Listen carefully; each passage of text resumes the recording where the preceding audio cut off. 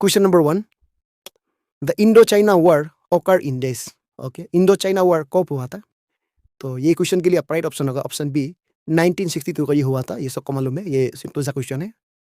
फिर question number 2 को देखिए। Question number 2, the Indo China war began on days and ended on 21 November 1962। Okay, ये Indo China war कब शुरू हुआ था? तो इसका बात करने से ये स्टार्ट हुआ था, ये वॉर को स्टार्ट हुआ था ये आपका 20 अक्टूबर, यानी ऑप्शन बी 20 अक्टूबर 1962 को स्टार्ट हुआ था। फिर इसका एंडेड 21 नवंबर 1962 को हुआ था। मीनिंग है, आप सबको याद रखना है कि ये वार जो है, इंडो चाइना वार जो है, ये 1 महीना एंड 1 दिन, यानी 1 मंथ एंड 1 डे के लिए ये लड़ाई को लड़ा दिया था। यानी this war lasted for 1 month and 1 day, याद रखिए। ओके, फिर क्वेश्चन नंबर 3 को देखिए। Which Indian state was the major battlefield of the Sino-Indian War in the Eastern Sector? Okay, eastern sector की हमें बात कर रहे हैं। तो देखिए, आप लोग याद रखना है, इंडो चाइना वॉर को सीनो इंडियन वॉर भी कहा जाता है। आप लोग इसमें कंफ्यूज नहीं होना है। तो इसमें आप लोग को ये पूछा गया कि ईस्टर्न सेक्टर में जो मेजर बैटल फील्ड था वो था आपका इन ऑप्शन में से ऑप्शन बी, ये अरुणाचल प्रदेश था। ओके, तो अरुणाचल प्रदेश का ये कौन कौन सा डिस्ट्रिक्ट में हुआ था, ये इंडो चाइना वॉर जो है कौन कौन सा डिस्ट्रिक्ट में ये हुआ था, उसका हम लोग ये वीडियो में देखने को मिलेंगे। साथ में ये आप लोग याद रखना है कि जो ईस्टर्न सेक्टर का आप लोग याद रखना है, जो ईस्टर्न सेक्टर जो है आपका अरुणाचल प्रदेश होता है। ओके, फिर क्वेश्चन 4 को देखिए। Question number 4, which was the main disputed region between China and India in the western sector? Okay, western sector में जो मेजर डिस्प्यूट, जो मेन डिस्प्यूट रीजन था, तो वो था आपका इन ऑप्शन में से ऑप्शन ये अक्साई चीन बोल के, ये अक्साई चीन बोल के आपका पहले लद्दाख का अंदर में आता था। इसी का साथ ये डिस्प्यूट हुआ था। ये जो अक्साई चीन, ये जो आपका एक रीजन था, याद रखिए, ये लद्दाख टेरिटरी में था पहले। ओके, तो इसको लेके चाइना और इंडिया जो डिस्प्यूट हुआ था। ओके, फिर क्वेश्चन नंबर 5 को देखिए। Question number 5, the 1962 Sino-Indian War was primarily caused by disputes over the Himalayan border, particularly over the Aksai Chin region in the west and Arunachal Pradesh in the east along dash. इसमें देखिए, जो यहाँ में line का बारे में दिया गया है, तो इसमें सीधा सा है, सिंपल सा है, ये option c McMahon line, along the McMahon line. Option C is our right option here. देखिए, जो 1962 सीनो इंडियन वॉर, जो इसका प्राइमरी फोर्स होता है, देखिए जो डिस्प्यूट हुआ था आपका अक्साई चीन रीजन, ये जो आपका लद्दाख का सामने में होता है। फिर आपका अरुणाचल प्रदेश को लेके यहाँ में देखिए, मैकमोहन लाइन जो है आपका ब्रिटिश के द्वारा ये बनाया गया था 1914 को। लेकिन इसको ये चाइना का जो गवर्नमेंट ये नहीं मानता है कि ये बाउंड्री है वो। ओके, मैकमोहन लाइन को लोग बाउंड्री नहीं मानता है। साथ में यहाँ में जो अरुणाचल प्रदेश में जो दलाई लामा लोग को भगाया गया था, तो तिब्बत से, जो ये होता है कि चाइना का जो कम्युनिस्ट पार्टी है, वो लोग ये तिब्बत को कंट्रोल करने के लिए कोशिश किया था ये 1972 में, और कंट्रोल कर लिया था। तो उसी समय में आपका ये दलाई लामा लोग को भगाया गया था। तो दलाई लामा लोग अरुणाचल प्रदेश में आके यहाँ में रहने लग गया था। ये चाइना लोग बोलने लग गया था कि इंडिया का गवर्नमेंट जो उन लोग को शेल्टर देता है, रहने के लिए अधिकार देता है बोल के।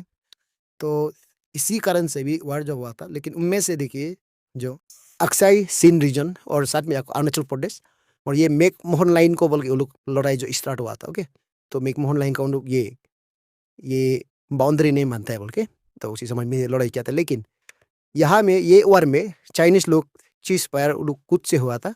इंडिया का तरफ से चीज फायर नहीं था, उन लोग का तरफ से चीज फायर हुआ था। ओके, तो चीज फायर होने के बाद अब अरुणाचल प्रदेश से अपना जो फोर्स स्ट्रक्चर लोग को विद्रॉ किया गया था।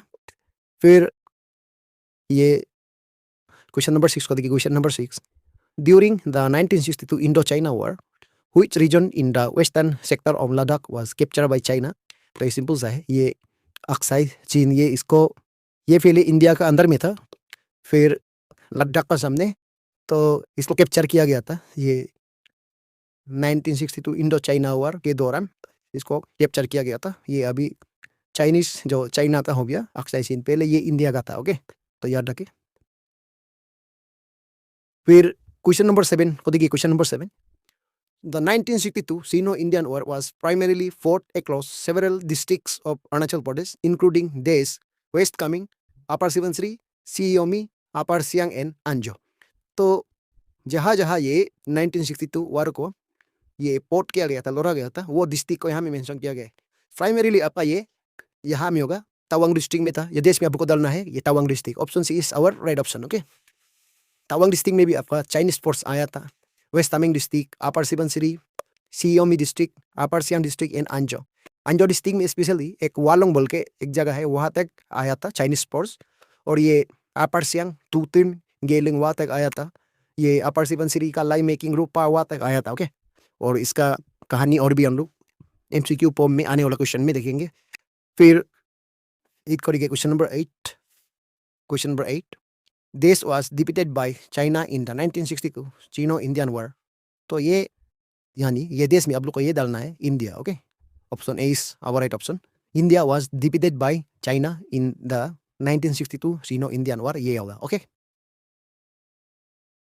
फिर क्वेश्चन नंबर 9 को देखिए. Question number 9, China capture dash square kilometre of territory in Aksai Chin Ladakh during the 1962 Indo China war. Okay, ये देश में आप लोग को डालना है इन ऑप्शन में से ऑप्शन सी 38,000 स्क्वायर किलोमीटर. इतना एरिया देखिए चाइनीज ने कैप्चर किया गया था 1962 इंडो चाइना वॉर में. ओके, याद रखना है.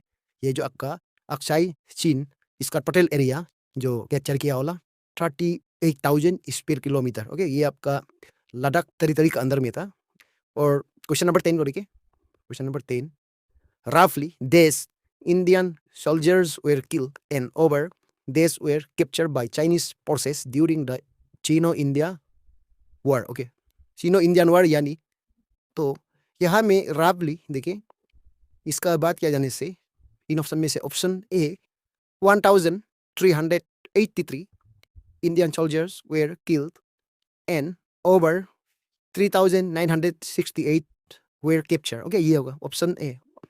तो यानी आप लोग को याद रखना है यहाँ में. तो ये वार का जो थोड़ा डिटेल में हम लोग जा रहे हैं, और साथ में जस्ट फॉर एजुकेशन के लिए, ये कोई इंटेंशन नहीं है चाइना लोग को लेके. ये 1962 का वार को लेके यहाँ में कोई इंटेंशन नहीं है, जस्ट ये इंफॉर्मेशन है जो एजुकेशन के लिए. तो इसमें आप लोग को याद रखना है 1,383 जो इंडियन सोल्जर थे उसको मार दिया गया, और जो कैप्चर किया गया था, जो जिसको देखिए उन लोग बंधक बनाया गया था 3,968. इसे रफली ये हिस्ट्री में लिखा गया है. ये वीडियो को आगे बढ़ाते हैं. फिर क्वेश्चन 11 को देखिए. Dash Chinese soldier were killed and dash Chinese soldier were wounded by Indian soldiers during the Indo China war 1962. तो इसमें देखिए जो चाइनीज सोल्जर्स कितना किल किया गया था और कितना वॉन्डेड किया गया था, यानी तो जिसको इंजूर किया गया है.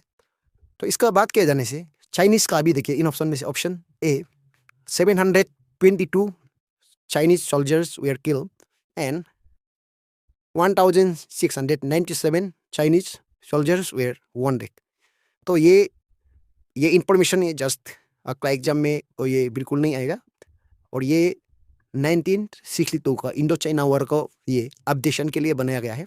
तो आप लोग देखिए, ये प्रीवियस क्वेश्चन में हम लोग ऑलरेडी दिख चुका है कि India was defeated by China. तो चाइना ने डिफीट तो किया है इंडिया को, लेकिन बहुत साइड से लॉस हो रहा है ना. देखिए डिफीट होने से भी चाइना का भी इतना आदमी मर गया है 700 से ज़्यादा, और इंजूर किया गया था 1,000 से भी ज़्यादा. ओके, तो इसलिए जब भी वार होता है, नेशन टू नेशन वार होता है, तो लॉस तो होता ही है. ओके, जीत गया जो डिफीटेड हुआ जस्ट वो तो एक नाम है, लेकिन बहुत साइड से नुकसान तो होता है, याद रखें.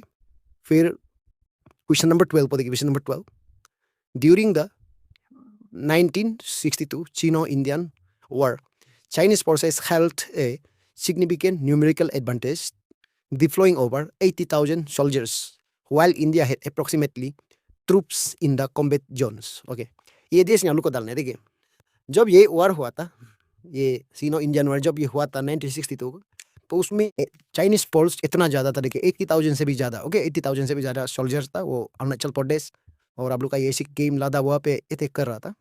लेकिन उसी समय में इंडिया का पास कितना सोल्जर था आप लोग याद रखें. तो इंडिया का पास सिर्फ और सिर्फ ये देखिए 10,000 से लेके ओनली 20,000 तक था. ओके, तो इसलिए ये वार को इंडिया हार गया था. तो उसी समय में ऊपर से याद रखिए, जैसे आपका अरुणाचल प्रदेश में इसका मेन बैटल फील्ड हुआ था, तो उसी समय में आपका बॉर्डर रोड नहीं था, बॉर्डर तक नहीं था ना, तो वही तो मेन। साथ में आपका ये सोल्जर्स जो आर्मी का जो शॉर्ट कमिंग था, यहाँ में देखिए 80,000 सोल्जर का साथ सिर्फ ये 20,000 सोल्जर्स कैसे लड़ पाएगा ना, तो यही था मेन रीजन। आपका ह्यूमन रिसोर्स भी नहीं था, यानी सोल्जर इंडियन सोल्जर्स वो भी कम था, साथ में आपका ट्रांसपोर्टेशन लोग ठीक नहीं था, यही था मेन रीजन जो इंडिया उसी समय में हार गया था चाइना से। तो अभी प्रेजेंट डे की बात करने से इंडिया भी अभी तगड़ा हो गया, ये सोल्जर्स बोले तो इंडिया भी अभी बहुत हो गया, और जो डिफेंस बोले तो या ये वेपन्स बोले तो बहुत हो गया ना इंडिया भी। तो आज का डे में होने से आसानी से नहीं हारना था, लेकिन उस समय में बैटली हाराया गया था, क्योंकि 80,000 और 20,000 का कंपेयर में 80,000 ही तो जीतेगा ना, तो यही है। फिर क्वेश्चन 13 रहेगी, question number 13, which of the following was one of the main reasons for the Indo China war of 1962। तो देखिए जो इंडो चाइना वॉर 1962 का कई रीजन तो है, लेकिन उनमें से एक रीजन होता है, देखिए इन ऑप्शन में से ऑप्शन ए, यहाँ में देखिए India granting asylum to the Dalai Lama after he fled Tibet. तो इसमें याद रखिए जब 1962 को ये जो तिब्बत होता था, तो वो तिब्बत को ये China communist party of China, ये चाइना कम्युनिस्ट पार्टी वो जो ये कंट्रोल करने के लिए हुआ था। तो उसी समय में जब दोले लामा ने अरुणाचल प्रदेश में आया था, यानी इंडिया में, तब यहाँ में सुरक्षा दिया गया था। ये असिलाम का मीनिंग होता है जब एक आदमी को क्या करता है, कंट्री से भगाता है, या उसका परिवार या ग्रुप ऑफ पीपल को भगाता है, तो उसको ये टेक केयर करना, लुक आफ्टर करना, उनको रहने के लिए जगह देना ना।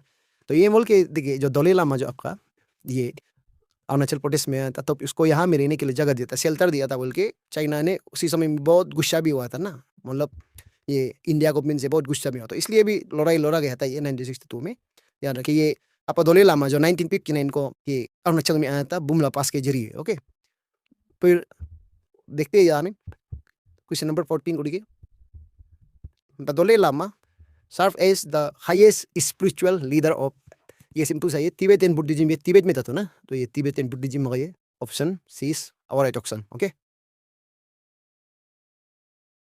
फिर क्वेश्चन नंबर 15 को देखिए, the Dalai Lama came to Arunachal Pradesh seeking asylum after escaping from Tibet on this. Okay, ये अरुणाचल प्रदेश में कब आया था, ये बात करने से आपका ये ऑप्शन सी 31 मार्च 1959 को ये आया था। ओके, लेकिन ये क्वेश्चन से आप लोग को ये याद रखना है कि जो आपका दोले लामा का फैमिली होता है, जो दोले लामा का फैमिली पहले से आपका अरुणाचल प्रदेश में है, तो ये सब को आप लोग पहले से मालूम है कि जो एंशियंट हिस्ट्री ऑफ अरुणाचल प्रदेश से आपका अरुणाचल प्रदेश जो स्पेशली आपका ये तवांग डिस्ट्रिक्ट पहले से आपका तिब्बत का साथ ये कल्चरल और ये ट्राइब्स पहले से कनेक्टेड है।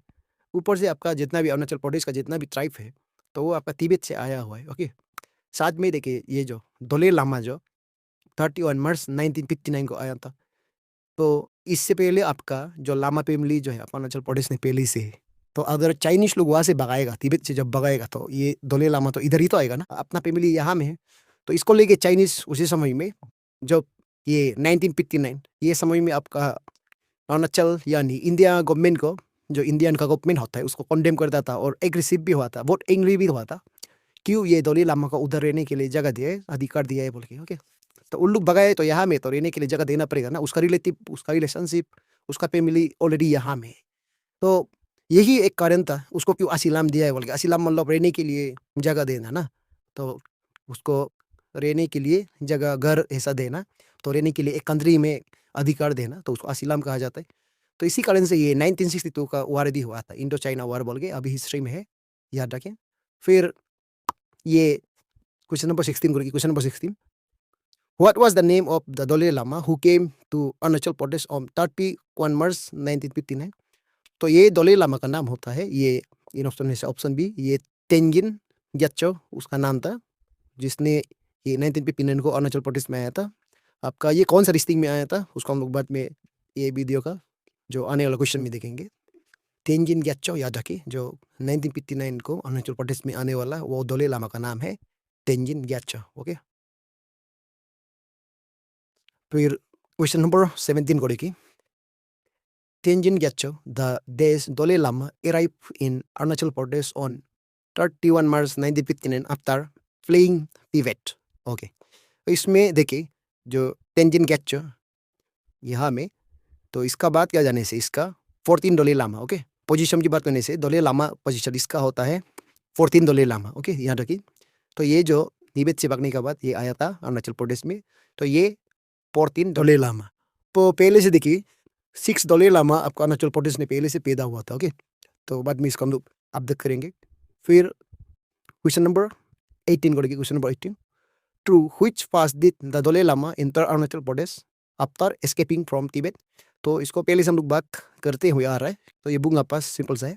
तो इसमें देखिए जो लामा फैमिली का, यहाँ में जो दलाई लामा का फैमिली, जो लामा फैमिली के बारे में थोड़ा हम हमें डिटेल ये डिस्कस करेंगे। ओके, एमसीक्यू फॉर्म में। Question number 19, the Dalai Lama escape from Tibet and arrive in the days of Arunachal Pradesh. Okay, ये ऑप्शन में डिस्ट्रिक्ट्स दिया गया है, तो ये क्वेश्चन के लिए राइट ऑप्शन होगा ऑप्शन बी। ये तवांग डिस्ट्रिक्ट में आपका दलाई लामा आया था। Okay, option B is our right option here. फिर 20 को देखिए, question number 20, after escaping from Tibet in 1959 the 14 Dalai Lama stayed at days in Arunachal Pradesh. यहाँ में देखिए ऑप्शन में मोनेस्ट्री दिया गया है, तो दलाई लामा जो अरुणाचल प्रदेश में आके आपका ये तवांग मोनेस्ट्री होता है, इसमें बैठा था। ओके, तवांग मोनेस्ट्री में ये जो बैठा था, ये option C is our right option, Tawang monastery. Okay, फिर क्वेश्चन 21 को देखिए, question number 21, which Dalai Lama was born in Tawang district of Arunachal Pradesh. Okay, ये कौन सा दलाई लामा को आपका तवांग डिस्ट्रिक्ट में पैदा हुआ था। इसका राइट ऑप्शन है option B, 6 Dalai Lama. Okay, option B is our right option here, 6 Dalai Lama. फिर 22 को देखिए, question number 22, the 6 Dalai Lama was born on dash in the Tawang district of Arunachal Pradesh. तो इसका बात किया जाने से ये देश में अभी को करना है, ये ब्लैंक में, तो इसका राइट ऑप्शन है ऑप्शन ए, ये 1 मार्च 1683 को ये पैदा हुआ था। इतना पुराना हो गया। देखिए आपका ये 14 दलाई लामा आपका अरुणाचल प्रदेश में आया था 1959 को, लेकिन यहाँ भी देखिए पहले से आपका तवांग डिस्ट्रिक्ट में एक दलाई लामा को पैदा हुआ था, जिसका नाम वीडियो का आगे क्वेश्चन में देखने को मिलेंगे। याद होगी, ये 6 दलाई लामा को पैदा हुआ था बोलने से 1 मार्च 1683 को हुआ था। ओके, फिर क्वेश्चन नंबर 23 को देखिए, question number 23, what was the name of the 6 Dalai Lama. 6 Dalai Lama का नाम था आपका ये option B, Tsangyang Gyatso. Okay, संग्यांग Gyatso, ये जो आपका दलाई लामा का यानी 6 दलाई लामा का नाम था। ओके, संग्यांग ग्यात्सो। फिर 24 को देखिए, question number 24, the 6 Dalai Lama was born on 1 March 1683 at days in Tawang located in the present day Tawang district of Arunachal Pradesh, India. तो ये आपका देखिए 6 दलाई लामा को ये मोनेस्ट्री दिया जाए ना, तो इन मोनेस्ट्री में से आपका ये ऑप्शन बी उर्गेलिंग मोनेस्ट्री में पैदा हुआ था। याद रखिए, उर्गेलिंग मोनेस्ट्री। तो ये सब आपको याद रखना है। तो ये उर्गेलिंग मोनेस्ट्री को कभी कभी ये 14 दलाई लामा यानी ये तेंजिन ग्यात्सो जो ये तिब्बत से भाग कर आया था 1959 हो ना, फिर कभी कभी विजिट करता था, ये हिस्ट्री में लिखा गया है। ओके, फिर क्वेश्चन नंबर 25 को देखिए, the Ministry of External Affairs was transferred to the Ministry of Home Affairs on days when Arunachal Pradesh was known as NEFA. Okay, देखेंगे। चलिए यहाँ में देखिए मिनिस्ट्री ऑफ एक्सटर्नल अफेयर्स को ट्रांसफर किया गया था, यानी इसको कन्वर्ट किया गया था मिनिस्ट्री ऑफ होम अफेयर्स। तो ये कौन सा ईयर में ये रीनेम किया गया था, तो ये बात करने से ये आपका ये देश में डालना है आप लोग को, ऑप्शन बी 1 अगस्त 1965 को ये रीनेम किया गया था मिनिस्ट्री ऑफ एक्सटर्नल अफेयर्स को मिनिस्ट्री ऑफ होम अफेयर्स। इसको आप लोग याद रखना है। देखिए आपका एक्सटर्नल अफेयर्स यानी मिनिस्ट्री ऑफ एक्सटर्नल अफेयर्स कब बनाया गया था इंडिया में 1946 को, और अरुणाचल प्रदेश ने एम्प्लाई किया गया था इसको 1950 को, जब आपका ये नॉर्थ ईस्ट फ्रंटियर ट्रैक को जब नॉर्थ ईस्ट फ्रंटियर एजेंसी बनाया गया था उसी समय में आपका याद रखिए।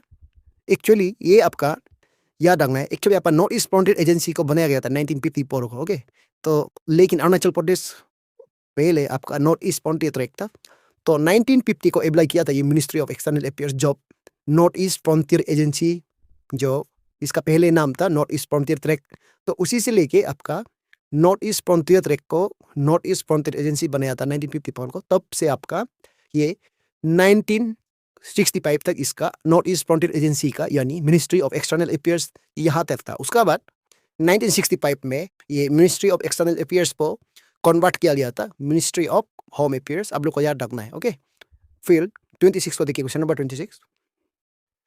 NEPA was divided into these districts after the administrative responsibility was transferred from the Ministry of External Affairs to the Ministry of Home Affairs। तो याद रखना है, जब देखिए नेपा जो है, जब मिनिस्ट्री ऑफ एक्सटर्नल अफेयर्स था तब इसका फ्रंटियर डिविजन्स था। ओके, तो उसमें देखिए नेपा जो जब ये मिनिस्ट्री ऑफ एक्सटर्नल अफेयर्स के अंदर में था तब इसका पास 6 फ्रंटियर डिविजन्स था। तो उनमें से एक फ्रंटियर डिवीजन को नागालैंड में कन्वर्ट कर दिया गया था। तब ये मिनिस्ट्री ऑफ एक्सटर्नल अफेयर्स को ये रिप्लेस किया गया था मिनिस्ट्री ऑफ होम अफेयर्स। तब उसी समय में आपका अरुणाचल प्रदेश यानी नेपा, उसमें अरुणाचल प्रदेश नहीं था, नेपा था, तो उसको डिस्ट्रिक्ट में डिवाइड किया गया था। तो अरुणाचल प्रदेश में कब डिस्ट्रिक्ट क्रिएट करना स्टार्ट हुआ है, तो इसी यही क्वेश्चन से आप लोग को ये क्लियर होगा। अरुणाचल प्रदेश यानी जब पहले नेपा था, कौन सा ईयर में आपका डिस्ट्रिक्ट क्रिएट होना स्टार्ट हुआ था। ओके, तो actually ministry of home affairs आने के बाद डिस्ट्रिक्ट को क्रिएट करना शुरू हुआ था। ओके, तो ये नेपा को कितना डिस्ट्रिक्ट में उस समय में डिवाइड किया गया था बोलने से सिंपल सा ही है, 5 डिस्ट्रिक्ट्स था। ओके, तो याद रखिए ये 5 डिस्ट्रिक्ट्स में डिवाइड किया गया था। Option C is our right option. NEFA was divided into 5 districts. तो ये कौन सा ईयर में, और 1965 को है। ओके,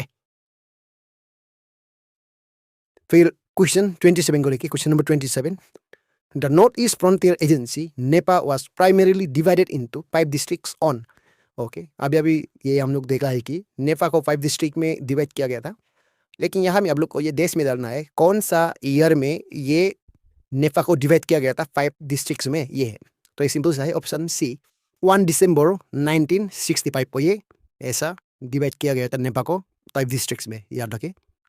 फिर 28, क्वेश्चन नंबर 20 को लेके, the 5 districts of the North East Frontier Agency NEFA were. Okay, तो इनमें से राइट ऑप्शन है आपका ये ऑप्शन बी। यहाँ में क्या लिखा है पढ़िए, Kameng district, Subansiri district, Siang district, Lohit district and Tirap district. ये तो आपका 5 districts. Okay, option B is our right option here.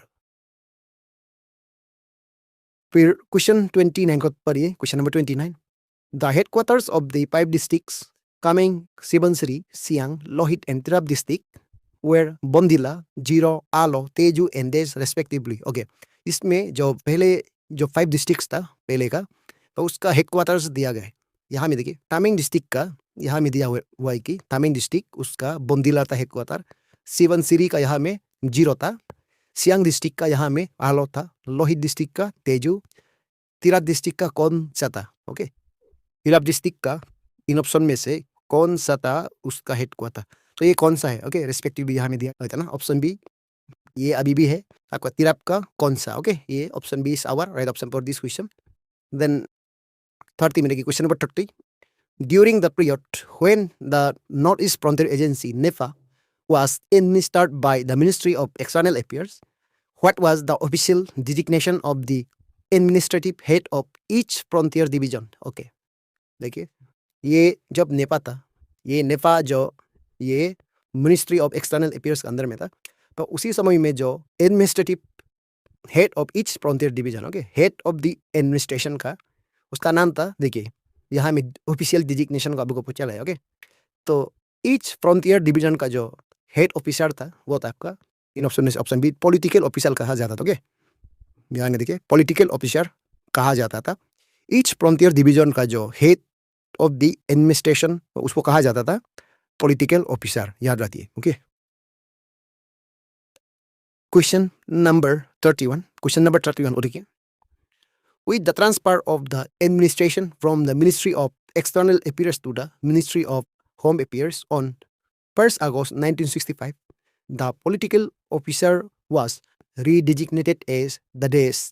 देखिए यहाँ में ये बोल रहे कि जो मिनिस्ट्री ऑफ एक्सटर्नल अफेयर्स था तो उसका एडमिनिस्ट्रेटिव हेड जो आपका पॉलिटिकल ऑफिसर था, यानी हेड ऑफ द एडमिनिस्ट्रेशन, तो उसका पॉलिटिकल ऑफिसर था।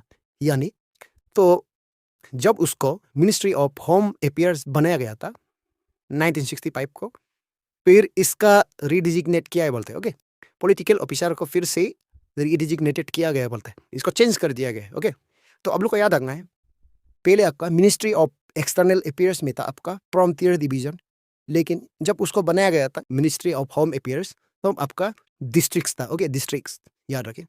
तो फ्रंटियर डिवीजन का जो ऑफिसर था पॉलिटिकल ऑफिसर, लेकिन अभी यहाँ में डिस्ट्रिक्ट का हेड ऑफ द एडमिनिस्ट्रेशन कौन होगा अभी, ओके, ये है।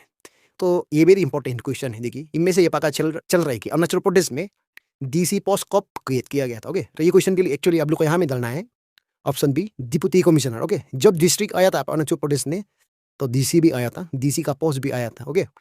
जब पहले एक्सटर्नल अफेयर्स था यानी मिनिस्ट्री ऑफ एक्सटर्नल अफेयर्स था, तो उसमें आपका पॉलिटिकल ऑफिसर था, ओके। साथ में उसमें फ्रंटियर डिवीजन था, 5 फ्रंटियर डिवीजन्स, ओके। फिर 5 फ्रंटियर डिवीजन्स को ये 1965 को 5 डिस्ट्रिक्ट में कन्वर्ट कर दिया गया था। तो उसी 5 डिस्ट्रिक्ट में डीसी का पोस्ट फिर से क्रिएट कर दिया गया था, ओके। यानी पॉलिटिकल ऑफिसर को रिडिजिग्नेटेड किया गया डिप्टी कमिश्नर यानी डीसी, ओके। तो आप लोग याद रखना, ये तो वेरी इंपॉर्टेंट क्वेश्चन है। फिर 32 को देखिए, question number 32। Till 1972 Arunachal Pradesh was known as the dash. तो 1972 तक आपका अरुणाचल प्रदेश को ये जाना जाता था North East Frontier Agency. Option C is our right option here, okay. ये नेपा का नाम से जानता था। ये 1972 का बाद ये अरुणाचल प्रदेश आया था। तो ये अरुणाचल प्रदेश हम लोग का ये स्टेट का नाम, ये अरुणाचल प्रदेश किसने दिया था, कौन ये नेम किया गया था, उसका हम लोग आने वाला ये क्वेश्चन में देखेंगे। क्वेश्चन नंबर 33 को देखिए, the North East Frontier Agency NEFA was rename Arunachal Pradesh on dash, okay. ये नेपा को कब अरुणाचल प्रदेश ये रीनेम किया गया था, इसका भाग में से इसका राइट ऑप्शन होगा ऑप्शन सी, 20 जनवरी 1972 को ये रीनेम किया गया था, ये सबको मालूम है। फिर 34 को देखिए, question number 34, who gave Arunachal Pradesh to our state on 20 January 1972, okay. तो किस किसने इसको रीनेम किया गया था, आपका नेफा था। फिर इसका अरुणाचल प्रदेश ये नाम दिया गया था आपका, ये अपना स्टेट का नाम, ओके। तो इसका बात किया जाने से इसमें ऑप्शन ए में श्री विभा वासुदास शास्त्री लिखा गया है, ये सही है। इसने सजेस्ट किया था अरुणाचल प्रदेश का नाम, ओके। फिर दया कृष्णा गोस्वामी, ये भी आपका सही है, ये भी सजेस्ट किया था। फिर OP उपाध्याय, ओके, ये भी आपका सही है। इसका राइट ऑप्शन होगा option d, all of this, okay. All of this is our right answer here, okay. फिर क्वेश्चन 35 को देखिए, question number 35, the name of our state Arunachal Pradesh is derive from which language, okay. कौन सा language से ये derive किया गया था, तो ये होता है आपका अरुणाचल प्रदेश, ये जो एक्चुअली आपका संस्कृत लैंग्वेज है, ओके। संस्कृत वर्ड है Sanskrit, option C is our right option here. Then 36 को देखिए, NEFA was rename Arunachal Pradesh and granted dash status on 20 January 1972। जब देखिए नेपा को जब अरुणाचल प्रदेश ये नाम दिया गया था, उसी सेम ईयर में आपका यूनियन टेरिटरी स्टेटस भी दिया गया था, ओके। यूनियन टेरिटरी स्टेटस, ये आपका option b, union territory status भी इसको उसी साल में दिया गया था, ये सब याद रखिए। Nipah was rename Arunachal Pradesh and granted union territory status on 20 January 1972, ये होगा। फिर क्वेश्चन नंबर 37 को देखिए, question number 37, on 20 January 1972, Arunachal Pradesh was inaugurated as a union territory by the Prime Minister of India at zero, okay। 20 January 1972 को देखिए union territory ये इनोग्रेट किया गया था आपका प्राइम मिनिस्टर ऑफ इंडिया। तो इनमें से आपका राइट ऑप्शन है ऑप्शन ये option A, Indira Gandhi, okay. Option ए, इंदिरा गांधी ने आपका ये जीरो में आके आपका ये इनोग्रेट किया गया था, ये जो अरुणाचल प्रदेश जो है आपका यूनियन टेरिटरी होगा बोल के। यानी आपका ये जीरो जो कहा में है, आपका जीरो जो हेडक्वार्टर ऑफ आपका लोअर सुबनसिरी डिस्ट्रिक्ट है, तो इसमें आके ये इनोग्रेशन हुआ था, ओके, याद रखिए। फिर 38 को क्वेश्चन नंबर 38, क्वेश्चन नंबर 38 में पढ़िए, the prime minister Indira Gandhi declare Arunachal Pradesh A union territory on देश 20 जनवरी 1972, ओके। देखिए इतना तक आपका कॉम्पिटिटिव एग्जाम में ये क्वेश्चन नहीं आना चाहिए। कॉम्पिटिटिव एग्जाम में आज तक इस टाइप का क्वेश्चन नहीं देखा है, लेकिन ये क्वेश्चन पूछा है तो देखिए ये डे की बात कर रहे हैं, कौन सा दिन में ना, कौन सा डे था वो। तो ये बात करने से ये हिस्ट्री में लिखा गया है कि ये थर्सडे को आया था, ओके। ये जब ये इनोग्रेशन डे था वो था आपका थर्सडे, ओके। ये option C is our right option for this question, okay. तो याद रखिए। फिर आपका क्वेश्चन नंबर 39 को देखिए। क्वेश्चन नंबर 39 में क्या पूछा गया है? This was appointed as the first Chief Commissioner of Arunachal Pradesh on 20 January 1972 by the President of India. तो प्रेसिडेंट ऑफ इंडिया के जरिए ये अपॉइंट किया गया था फर्स्ट चीफ कमिश्नर। तो ये आप सब मालूम है, ये इजी वाला क्वेश्चन है।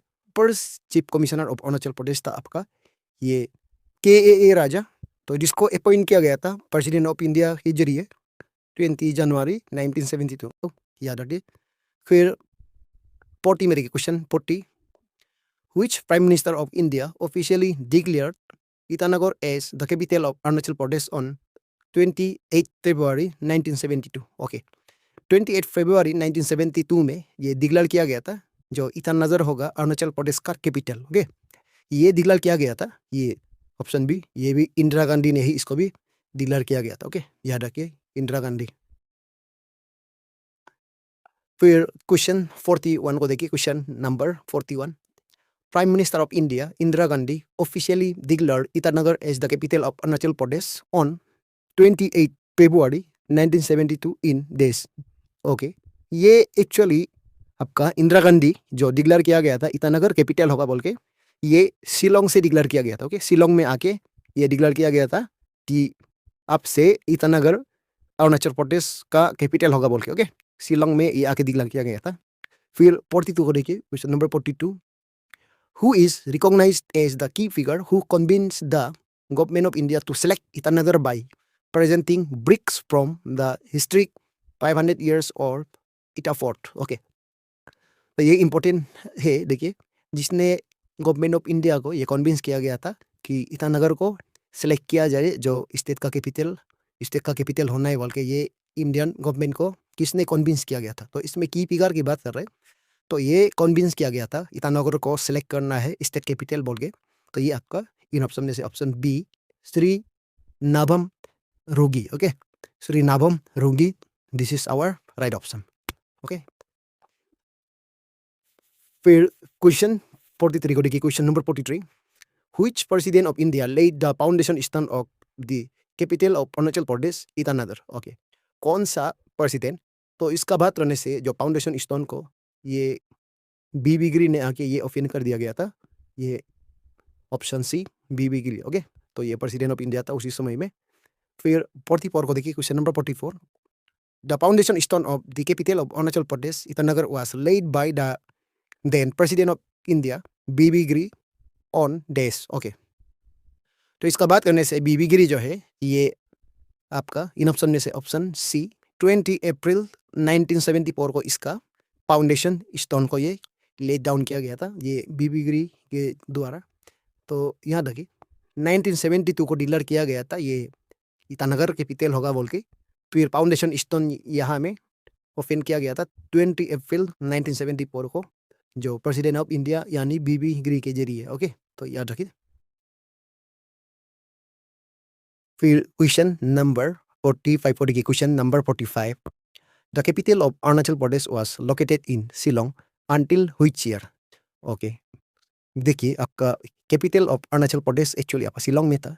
जितना भी आपका एडमिनिस्ट्रेशन था अरुणाचल प्रदेश में, तो head of the administration of Arunachal Pradesh was located in Shillong. लेकिन ये साल का बाद अरुणाचल प्रदेश में आया था, वो था आपका 1974 तक आपका शिलोंग में था आपका अरुणाचल प्रदेश का कैपिटल। ओके, फिर 46 देखिए। Question number 46। The temporary capital of Arunachal Pradesh was shifted from Shillong to Desh in 1974। देखिए 1974 में शिफ्ट किया गया था आपका अरुणाचल प्रदेश का कैपिटल को शिलोंग से आपका कौन सा प्लेस में?